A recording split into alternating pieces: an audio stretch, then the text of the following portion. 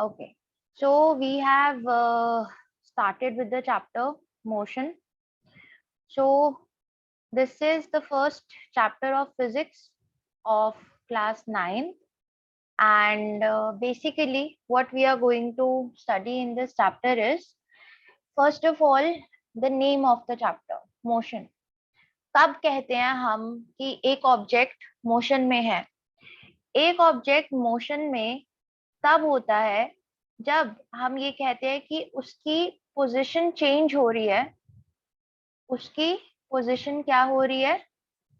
Change हो रही है with respect to some other stationary object, with respect to some other stationary object. जैसे suppose if I am sitting, suppose I am here and I am sitting and someone is moving in front of me. So this particular boy is in motion with respect to me because I am the reference और वो मेरे respect में चल रहा है. जैसे मैं एक रेलवे स्टेशन पे बैठी हूँ, I am sitting on a railway station और एक ट्रेन पास होती है वहां से. I am sitting on a railway station and a train passes by. So that train is in motion with respect to me.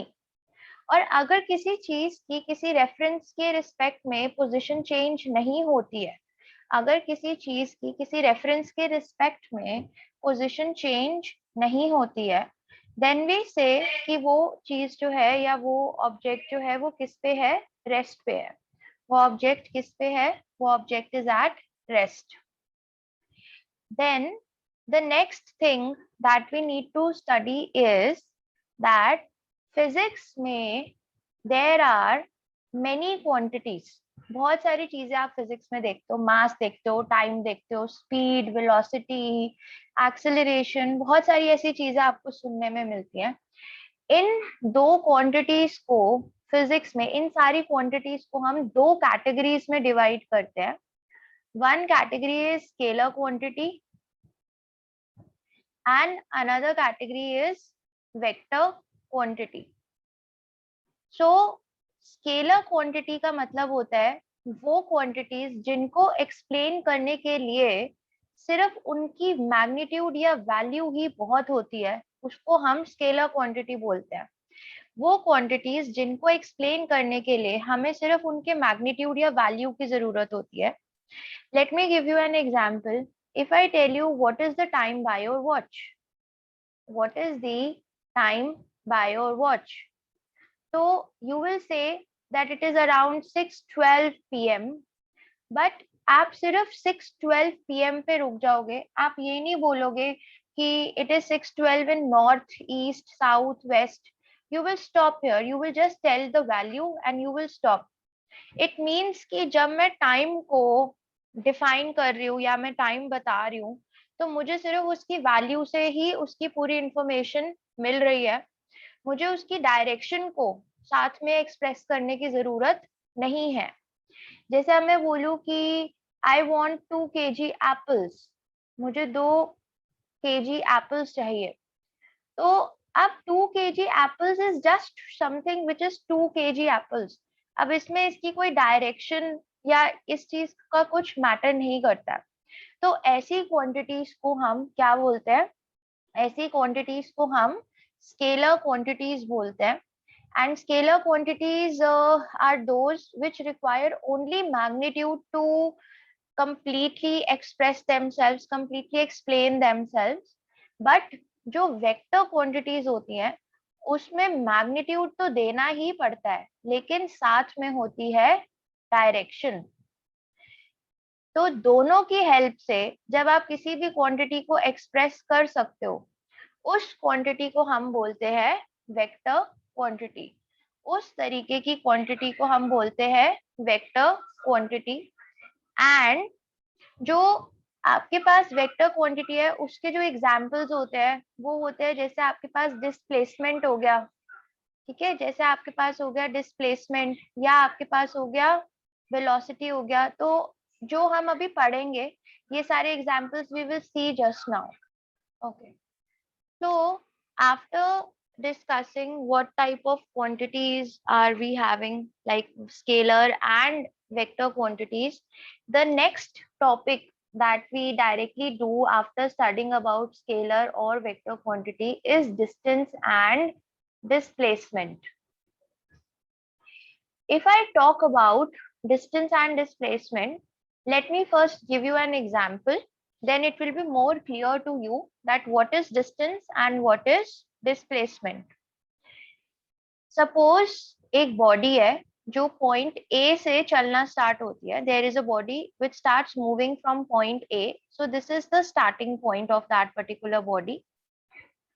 It goes to point B. Then that particular body goes to point C, which is the final point. Which is the final point, yeah, which is the end point. From A to B, the body travels 1 kilometer. Body ने 1 kilometer travel किया. From B to C, वो body एक और 1 kilometer travel करती है. तो अगर मैं ये बोलूं कि इसका distance क्या है, इसका distance है इसका actual path. और इसका actual path क्या है, जो उसने A से B travel किया और फिर जो उसने B से C travel किया. तो what is distance? Distance is actual path. कोई भी बॉडी जब एक जगह से दूसरी जगह पे मूव करती है तो जो वो एक्चुअली में पाथ फॉलो करती है उसको हम डिस्टेंस बोलते हैं. जो वो एक्चुअली में पाथ फॉलो करती है उसको हम क्या बोलते हैं, डिस्टेंस बोलते हैं. तो यहाँ पे अगर आप ध्यान से इसको देखो, the body is moving from A to B and it is covering 1 kilometer. And then it is moving from B to C, and then it is again covering 1 kilometer. So the total distance that is traveled by that particular body will be 2 kilometer. The total distance that a particular body is covering is 2 kilometers. And अगर मैं बात करूं displacement की, तो displacement जो होता है वो होता है आपका शॉर्टेस्ट पाथ. यानी कि अगर मैं अपनी बॉडी का, जो भी बॉडी मैं कंसिडर कर रही हूँ, अगर मैं उसका स्टार्टिंग पॉइंट और उसके एंड पॉइंट को ज्वाइन कर दूं, अगर मैं उसके स्टार्टिंग पॉइंट और उसके एंड पॉइंट को डायरेक्टली ज्वाइन कर दूं, तो जो ये ए सी आएगा, this is going to be my shortest path and this is also known as displacement. तो अगर कोई आपको कहे कि डिस्प्लेसमेंट कैसे कैलकुलेट करते हैं, तो डिस्प्लेसमेंट कैलकुलेट करने का सबसे अच्छा तरीका होता है, आप अपनी जर्नी का स्टार्टिंग पॉइंट देखो, आप अपनी जर्नी का एंड पॉइंट देखो और उनको ज्वाइन कर दो. तो that will become the shortest path and that particular shortest path is also known as displacement. And if you see it very carefully, when I am talking about distance, distance is covered in parts. Distance mostly हम parts में cover करते हैं. जैसे पहले हम ए point से B पे गए, फिर हम बी से सी पे गए. तो हम ये कह सकते हैं कि डिस्टेंस के पास एक स्पेसिफिक डायरेक्शन नहीं है. डिस्टेंस के पास कोई एक स्पेसिफिक डायरेक्शन नहीं है. So we put distance under the category of a scalar quantity. मतलब डिस्टेंस एक ऐसी क्वांटिटी हो गया जिसको सिर्फ आप उसकी वैल्यू से डिफाइन कर सकते हो.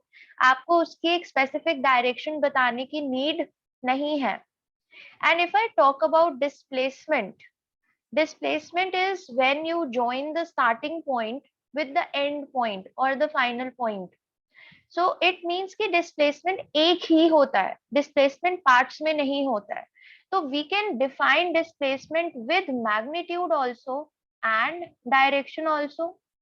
So we put displacement under which category? We put displacement under a vector quantity. And in this particular example only, if I want to calculate the displacement, you can see that I have drawn a right angle triangle. And in a right angle triangle, we can apply which theorem? We can apply Pythagoras theorem. And Pythagoras theorem हमें क्या करती है? हमें help करती है hypotenuse square is equal to perpendicular square plus base square करने के लिए, तो यहाँ पे हो जाएगा AC square is equal to AB square plus CB square. Now, if I put all the values, AC square is equal to 1 square plus 1 square, then AC square will be equal to 2. And जब भी ऐसी situation आती है जब एक side पे square होता है और दूसरी साइड पे एक नॉर्मल नंबर होता है, तो हम क्या करते हैं, स्क्वायर रूट लेते हैं उसका, और यहाँ पे आया अंडर रूट टू जो होता है इसकी अप्रोक्सीमेटली वैल्यू होती है 1.414 and you can leave it here also. And सबसे इम्पोर्टेंट बात, यूनिट्स, यहाँ पे आप देख रहे हो कि ये भी किलोमीटर्स में है और ये भी किलोमीटर्स में है, तो हम यहाँ पे किलोमीटर्स ही पुट कर पाएंगे, अदरवाइज डिस्टेंस और डिस्प्लेसमेंट के जो SI यूनिट्स होते हैं, SI यूनिट्स मींस जो यूनिट्स पूरे वर्ल्ड में उसके फॉलो होते हैं, जो उसके स्टैंडर्ड यूनिट्स होते हैं, वो मीटर्स होते हैं। लेकिन depending upon the question we have to see कि whether we have to work with meters or whether we have to work with kilometers.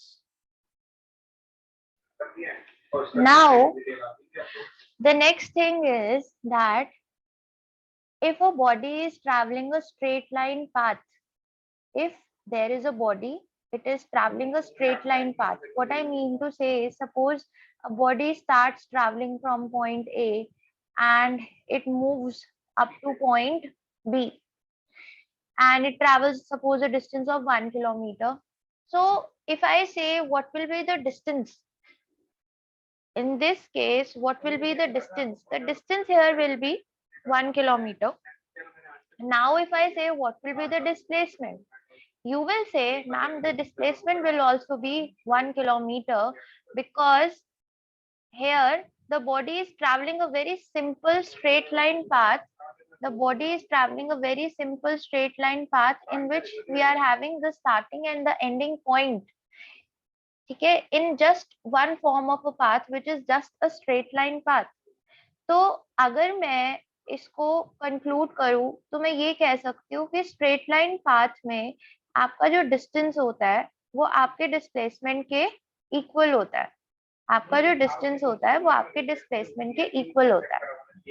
अब अगर मैं इस सिचुएशन को इस तरीके से एक्सप्लेन करूं, suppose there is a boy and that particular boy goes from point A to point B and then he again returns to point A, मतलब वो point B से वापस A पे आ जाता है। जैसे suppose home to school and then school to home। तो कहने का ये मतलब है कि जब अगर मैं उसका डिस्टेंस देखूं तो जब वो होम टू स्कूल गया तो उसने 1 किलोमीटर कवर किया, जब वो स्कूल से होम वापस आ गया फिर से उसने कितना कवर किया, 1 किलोमीटर कवर किया, तो उसका डिस्टेंस हो जाएगा 1 + 1 दैट इज 2 किलोमीटर। लेकिन अगर मैं उसके डिस्प्लेसमेंट की बात करूं तो डिस्प्लेसमेंट होता है स्टार्टिंग पॉइंट ढूंढो और उसका एंडिंग पॉइंट ढूंढो और उन दोनों को ज्वाइन कर दो ताकि हमें उसका शॉर्टेस्ट पाथ पता चल जाए। तो इस लॉजिक से अगर आप देखते हो तो उसका स्टार्टिंग और एंडिंग पॉइंट दोनों A है because he is getting back to his initial position. तो इसका मतलब है उसकी डिस्प्लेसमेंट हो जाएगी 0 because that particular body is coming back to its initial point, initial position. तो डिस्प्लेसमेंट तो हमें ये कहेगा, ये सोचेगा, डिस्प्लेसमेंट का कंसेप्ट ये कहेगा कि जाता ही ना, अगर उसने अपनी जगह पे वापस आना था तो उसका शॉर्टेस्ट पाथ तो कुछ भी नहीं हुआ ना, तो उसकी डिस्प्लेसमेंट कितनी हो जाएगी, 0। सो वी कैन से कि when a body comes back, when a body comes back to its initial position then its displacement is 0। लेकिन आपने अब एक और डिफरेंस नोट करा, अभी तक हमने क्या डिफरेंसेस करे हैं डिस्टेंस और डिस्प्लेसमेंट के, कि डिस्टेंस जो होता है वो एक एक्चुअल पाथ होता है, डिस्प्लेसमेंट जो होता है वो एक शॉर्टेस्ट पाथ होता है। डिस्टेंस एक स्केलर क्वांटिटी है, डिस्प्लेसमेंट एक वेक्टर क्वांटिटी है। अब जो थर्ड डिफरेंस आपको इस एग्जाम्पल से समझ में आएगा वो ये समझ में आएगा कि डिस्टेंस कभी भी जीरो नहीं होता, distance can never be zero. आप कुछ ना कुछ डिस्टेंस तो ट्रैवल करते हो, लेकिन डिस्प्लेसमेंट जीरो हो सकता है जब आप अपने इनिशियल पोजीशन पे क्या आ जाते हो, वापस आ जाते हो, जब आप अपने इनिशियल पॉइंट पे और इनिशियल पोजीशन पे वापस आ जाते हो। Now the next example is, suppose there is a body which is moving in a circular path. There is a body which started from point A, ये body start हुई point A से और ये घूम के वापस कहाँ पर आ गई, point A पर ही आ गई, ये घूम के कहाँ आ गई, point A पर ही वापस आ गई। तो अगर मैं फिर से डिस्प्लेसमेंट की बात करती हूँ इस पर्टिकुलर बॉडी का, suppose radius is r, if I talk about its displacement, then again displacement is going to be zero because it is coming back to its initial point A. So I can say कि इसकी displacement कितनी होगी, इसकी displacement होगी zero. But if I talk about its distance, if I talk about its distance, so distance यहाँ पे एक circle है और सर्कल में जब आप उसकी बाउंड्री पे ट्रैवल करते हो, जब भी आप एक सर्कल की बाउंड्री पे ट्रैवल करते हो तो आप एक्चुअली में उसके सर्कमफेरेंस के अलोंग ट्रैवल कर रहे हो। और सर्कल का जो सर्कमफेरेंस होता है वो होता है 2πr, so your distance will be 2πr. If this example will be given in the form of a question, then they will definitely give you some value of the radius r. They will definitely provide you with some value of the radius r. After this, suppose instead of moving a full circle, a body moves in a semicircle. Instead of moving a full circle, a body moves in a semicircle. And if a body is moving in a semicircular path, so obviously its distance will be half of the circumference, because now it is not going along the full circle, it is covering a semicircular path. So its distance will be pi r, that will be half of the circumference. And if I calculate the displacement, displacement calculate करने का तरीका क्या होता है, displacement में हम starting point देखते हैं, this is my starting point, ये हो गया मेरा एंडिंग पॉइंट, और मैं इन दोनों को कर देती हूँ ज्वाइन। तो जब आप सर्कल में ऐसे ज्वाइन करते हो तो ये क्या बन जाता है, ये बन जाता है सर्कल का डायामीटर। तो इसका मतलब है कि जब बॉडी मूव करती है along a semi circular path, तो उसकी डिस्प्लेसमेंट किसके इक्वल हो जाती है, उसकी डिस्प्लेसमेंट इक्वल हो जाती है उसके डायामीटर के। And diameter is also known as 2r, means twice of radius.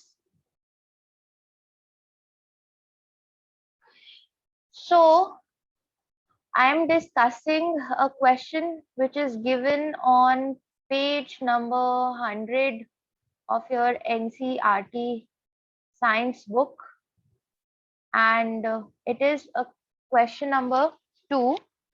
It is question number 2, and ये question, let me explain you first कि ये question आपसे पूछ क्या रहा है और what they want you to calculate.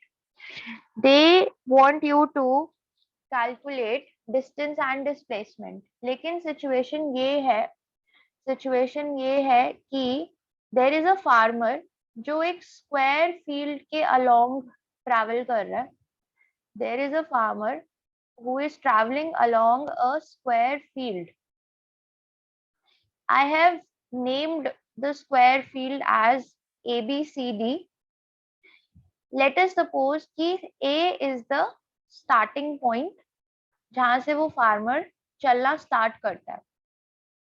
उस स्क्वायर फील्ड के चारों साइड्स जो हैं वो 10-10 मीटर्स के हैं। उस स्क्वायर फील्ड के चारों साइड्स जो है वो 10-10 मीटर्स के हैं। And in the question it is given that the farmer completes one round of that square field of side 10 meters in 40 seconds. In 40 seconds. तो हमें क्वेश्चन में ये गिवन है that one round of this square field gets completed in 40 seconds.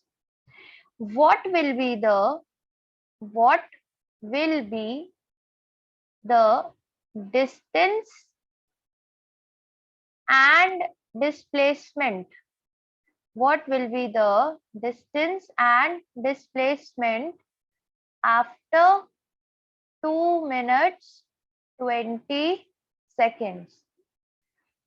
मतलब वो farmer total 2 minutes 20 seconds तक अपने field के राउंड्स लेता रहा, चक्कर लगाता रहा, और हमें ये पता लगाना है कि उस 2 मिनट्स 20 सेकेंड्स में उसका डिस्टेंस या उसका डिस्प्लेसमेंट कितना होगा।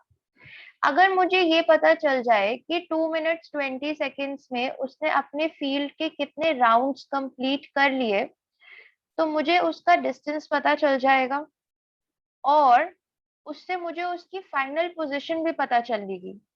अगर सपोज करो वो 4 राउंड्स लेता है, तो इसका मतलब है वो वापस अपने स्टार्टिंग पॉइंट ए पे आ जाएगा, तो डिस्प्लेसमेंट तो 0 हो जाएगा। लेकिन अगर वो 3.5 या 4.5 राउंड्स लेता है, तो उसकी फाइनल पोजीशन सी होगी। तो let's see how to solve this question. अगर 40 सेकेंड में 1 राउंड कंप्लीट हो रहा है, तो 1 सेकेंड में कितने राउंड्स कंप्लीट होंगे? 1/40। अब टोटल टाइम हमें गिवन है 2 minutes 20 seconds. If I want to convert it into seconds, I have to multiply it with 60 and then I have to add 20. It will become 140 seconds. Means the total time that is given in the question is 140 seconds. 40 seconds में अगर 1 round complete हो रहा है, तो 1 second में कितने rounds complete होंगे? 1/40। तो 140 सेकेंड्स में कितने राउंड कंप्लीट हो जाएंगे? 1/40 into 140. If I cancel it, it gives me 7/2 rounds. It gives me 7/2 rounds. कहने का ये मतलब है 3.5 राउंड्स, मतलब 3 राउंड्स तो वो कंप्लीटली लेगा, लेकिन लास्ट वाला राउंड जो लेगा वो हाफ लेगा।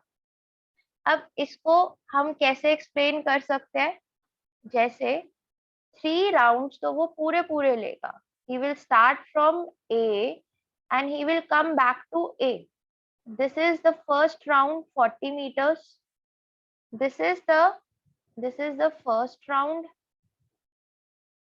Now the second round again 40 meters.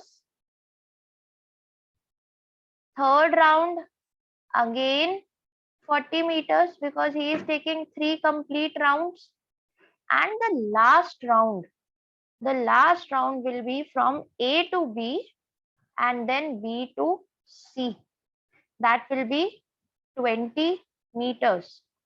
So if I calculate his actual path, उसका जो actual path था वो था 40 plus 40 plus 40 plus 20. तो उसका टोटल डिस्टेंस ट्रैवल कितना हो गया? 140 मीटर्स। लेकिन अगर मुझे यहाँ पर डिस्प्लेसमेंट कैलकुलेट करनी है, तो अभी अभी मुझे ये रियलाइजेशन हुई कि ए अगर उसका स्टार्टिंग पॉइंट था, तो लास्ट वाले राउंड तक पहुंचते हुए उसका सी कौन सा पॉइंट हो गया? फाइनल पॉइंट हो गया। So if I want to calculate the displacement, तो I will say कि rather उसने 3 पूरे चक्कर लिए, वो डायरेक्टली A से कहा जा सकता था? C की तरफ जा सकता था, क्योंकि यही उसका क्या हो जाता? शॉर्टेस्ट पाथ हो जाता। तो just now we have seen कि if we are having a right angle triangle, we have to apply which theorem? We have to apply a Pythagoras theorem to solve for the hypotenuse. So what am I going to do? It will be AC square is equal to AB square plus CB square. So AC square will be equal to 10 square plus 10 square. So AC square will be equal to 200. Then I told you when this is the situation कि आपके पास एक तरफ square होता है और एक तरफ एक सिर्फ नंबर होता है, तो AC को निकालने के लिए आपको 200 का लेना पड़ेगा square root. Now the question arises how to calculate the square root. हम अगर 200 के फैक्टर्स बनाते हैं यहाँ पे, तो we will start from 2, it will become 100. We will start again from 2, 50, 2, it will become 25, then 5, and then 5, and then it will become 1. So 200 can also be written as 2 into 2 into 2 into 5 into 5. And when we are calculating a square root, we always form pairs. जैसे यहाँ पे 2 and 2 का pair बना और 5 and 5 का pair बना, तो जो भी पेयर बनता है उसमें से एक नंबर आ जाता है बाहर. So 2 into 5, and because this 2 is left alone, it will remain inside the root. So your answer will be 10 root 2 meters. And if you want to put the value of root 2 is 1.414. So approximately your answer will be 14.14 meters. So if you see this question from the beginning, the situation was that there was a farmer who was going along a square field जिसकी सारी sides 10 meters थी, and he was taking 40 seconds to complete one round, and his total time given in the question was 140 seconds. So firstly we calculate the total number of rounds which the farmer completed in 140 seconds. So 40 seconds में one round है, तो 1 second में 1/40, तो 140 seconds में कितने हो गए? 140 upon 40, that is 7/2 rounds.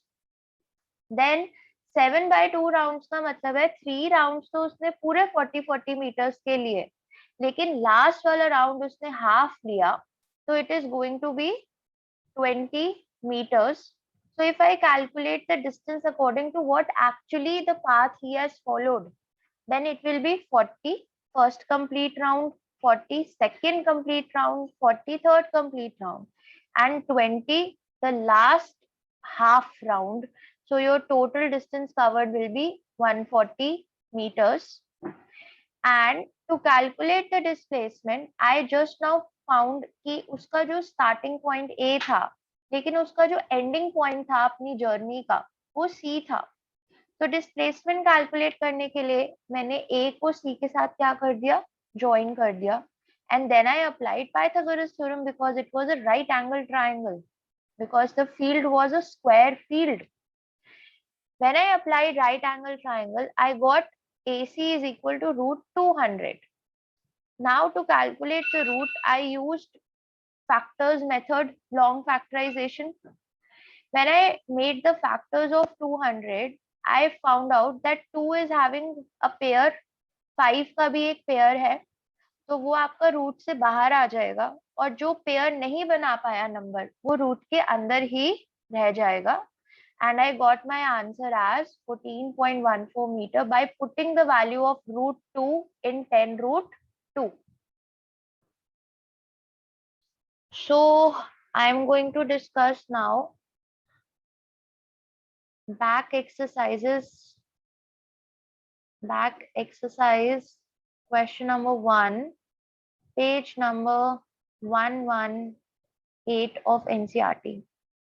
Why am I discussing this question just after this question which we have done? Because they are very similar to each other. अभी हमने क्वेश्चन किया कि एक फार्मर है, वो स्क्वायर फील्ड के अलोंग मूव कर रहा है and he is completing one round in 40 seconds, and what will be his distance and displacement after 2 minutes 20 seconds. अब जो आप ये क्वेश्चन देखोगे, इसमें there is an athlete who is moving along a circular path of diameter 200 meters. There is an athlete who is moving along a circular path of diameter 200 meters. Suppose the athlete is starting from point A. What will be the athlete's distance and displacement again after 2 minutes 20 seconds when one round gets completed in 40 seconds?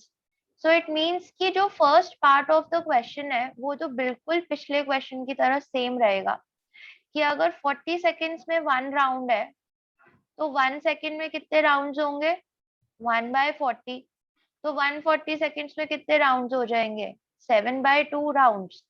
So this much part of the question will be exactly similar जो आपने farmer वाले question में सीखा था, because आपका time भी same given है और आपको एक राउंड का टाइम भी बिल्कुल सेम गिवन है. Total time and time of one round is given similar. So I will directly write down here that number of rounds will be